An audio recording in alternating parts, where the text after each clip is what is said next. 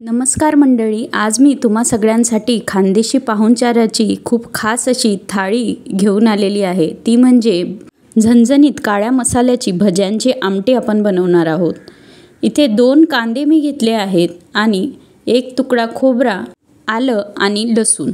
आपल्याला काळ्या मसाल्याचं वाटण बनवायचं आहे। त्यासाठी कांद्याची दोघं साईडची टोकं मी काढून घेत आहे। साल आपण कांद्याची काढून घेणार नाही, ती तशीच आपल्याला राहू द्यायची आहे व दोन्हीही कांद्यांना अशी प्लसची फुली आपल्याला मारून घ्यायची आहे। हे कांदे आपण गॅसवर भाजून घेणार आहोत। जर तुमच्याकडे जाळी अशी उपलब्ध असेल तर तिच्यावर हे कांदे आपल्याला व्यवस्थित भाजून घ्यायचे आहेत। कांदे भाजले जातात तोपर्यंत मी बाकीचा मसाला सुद्धा तयार करून घेते। तर तव्यावर आपल्याला खोबरं भाजून घ्यायचं आहे। खोबरं तुम्ही किसून घेऊ शकतात किंवा असे बारीक मी काप केले त्याप्रमाणे देखील काप करून घेऊ शकतात। संपूर्ण खोबरं मी तव्यावर घालून दिलेलं आहे। कांदे आपल्याला अधूनमधून थोडेसे आलटून पालटून घ्यायचे आहेत व अगदी काळे होईपर्यंत कांदे व्यवस्थित भाजून घ्यायचे आहेत। इथं मी खोबरं, लसूण आणि अद्रक असं तव्यावर छान खरपूस भाजून घेतलेलं आहे। भाजून घेतलेले जिन्नस आपण थंड इथे करून घेणार आहोत। त्यासाठी मी हे एका ताटात काढून घेते। गरमागरम मिक्सरला हे कधीच दळायचं नाही, नाहीतर ते अंगावर सर्व उडू शकतं।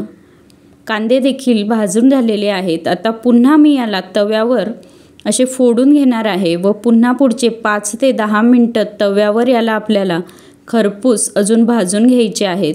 यावर मी 1-2 थेंब तेल देखील टाकून घेतलेलं आहे।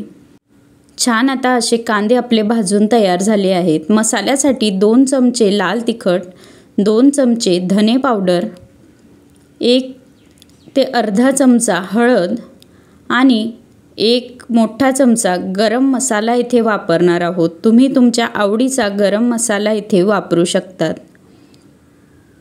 हे पहा, कांदे असे काळे होईपर्यंत आपल्याला छान असे भाजून घ्यायचे आहेत। तुमच्याकडे जर लोखंडी तवा असेल तर तो तुम्ही हा मसाला भाजण्यासाठी वापरू शकतात। भज्यांची आमटी म्हणजे भज्या तर बनवाव्या लागतीलच, त्यासाठी बेसन पीठ मी एका मोठ्या पातेल्यात काढून घेत आहेत। त्यात आपण चवीनुसार मीठ टाकून घेणार आहोत व बारीक चिरून घेतलेला 1 कांदा व 4 ते 5 बारीक चिरून घेतलेल्या मिरच्या मी याच्यात घालून घेत आहे। थोडासा ओवा हातावर चुरून आपण या भज्यांमध्ये घालून घेणार आहोत। तसंच 1 पिंच सोडा मी इथे टाकून घेत आहे। पाणी घालून आपल्याला हे असं फ्लोईंग कन्सिस्टन्सीचं बॅटर बनवून बाजूला ठेवून द्यायचं आहे। भाजलेले जिन्नस आता थंड झालेले आहेत। तर मिक्सरच्या भांड्यात मी थोडासा कोथिंबीर घालून घेतला आहे व सर्व भाजलेले जिन्नस मी आता मिक्सरच्या भांड्यात घालून घेत आहे। हे आपल्याला अगदी बारीक कमीत कमी पाणी टाकून दळून घ्यायचं आहे। ह्याच वाटणाला काळं वाटण असं म्हटलं जातं। हे पहा, वाटण बनवून तयार झालेलं आहे। आता आपण भाजीच्या फोडणीची तयारी करणार आहोत। मी एक मोठ्या कढईत 2 ते 3 चमचे तेल इथे टाकून घेत आहे। मसाल्याच्या भाजीला थोडंसं तेल जास्तच लागतं। यात आता बनवून घेतलेलं वाटण आपण घालून घेणार आहोत व हे वाटण आपल्याला अगदी छान परतवून घ्यायचं आहे। 4 ते 5 मिनिटं याला मी असंच परतवून घेणार आहे, जेणेकरून वाटण छान शिजलं जाईल व वाटणाला तेल सुटेल आणि त्यामुळेच भाजीची चवसुद्धा खूप छान येईल।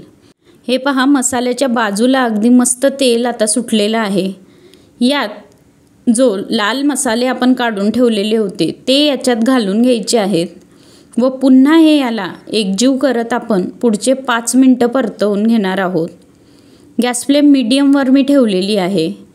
मिक्सरच्याच भांड्यात थोडंसं गरम पाणी घालून मी या मसाल्यात ओतून दिलेलं आहे। पुन्हा मसाल्यावर तेल येईपर्यंत मी याला शिजवून घेणार आहे व त्यानंतर तेल आल्यानंतर मी यात गरम पाणी ॲड करून घेतलेलं आहे। 1 ते 1.5 ग्लास गरम पाणी मी याच्यात ॲड करून घेत आहे। हे पहा, अगदी मस्त वर तरण आता भाजीला आलेलं आहे। यात चवीनुसार मीठ व बारीक चिरून घेतलेला कोथिंबीर मी वरून घालून घेत आहे आणि याला पुढचे 4 ते 5 मिनिटं छान उकळी आणून घेणार आहे, ज्यानंतर आपली ही काळ्या मसाल्याची आमटी तयार होईल।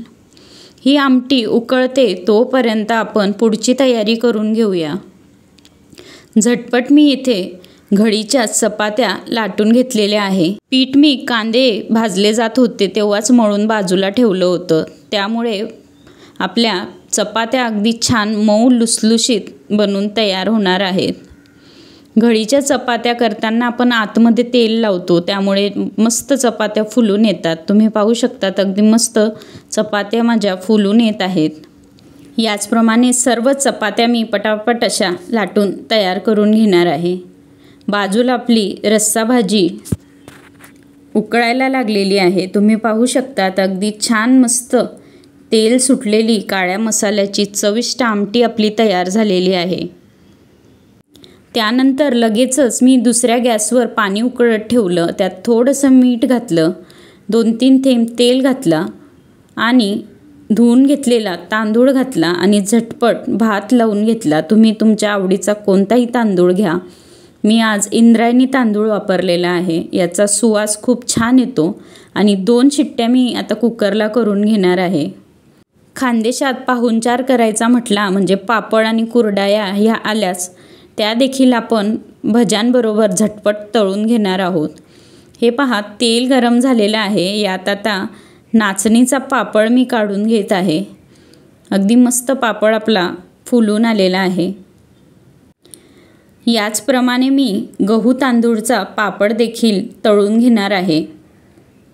हे सर्व पापड घरी बनवलेले आहेत. अगदी छान चविष्ट असे हे पापड आहेत. त्यानंतर गव्हाची कुरडई जी सगळ्यांचीच आवडती असते ती देखील मी तळून घेतली आहे. पकोड्यांचा घोल आपण ऑलरेडी बनवलेला होता, तर आता मी पकोडे काढून घेणार आहे. मी हात न भरवता या चमच्याच्या साहाय्यानेच असे बारीक बारीक पकोडे ओतून घेणार आहे. असे बारीकच पकोडे खूप छान लागतात, कुरकुरीत ते बनतात. त्यामुळे मी असेच हे बनवून घेणार आहे. तुम्हाला मोठे आवडत असतील तर तुम्ही हाताच्या साहाय्याने हे तोडून घेऊ शकतात. मीडियम फ्लेमवर हे पकोडे मी काढून घेत आहे. हे पहा मस्त छान आपले पकोडे बनून तयार झाले आहेत. ताट आता आपण सर्व करून घेऊया.